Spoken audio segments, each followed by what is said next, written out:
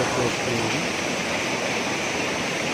ఎందుకంటే ఈ వర్షాల ప్రభావంతో మొత్తం రుద్రమయంగా అయితే మొత్తం పాడైపోయింది. అందుకని గ్రామస్తులంతా కలిసి నీట్గా చేసుకుంటున్నాము. నీట్గా చేసుకొని వాడుకుందామని అన్నీ తీసేసి నీట్గా చేసుకుంటున్నాము. Okay friends.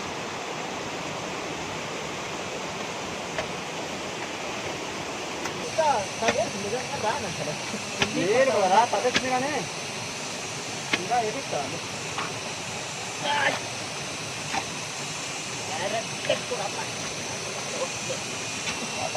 రేగ చేసి అలా చేసి బాగుంది.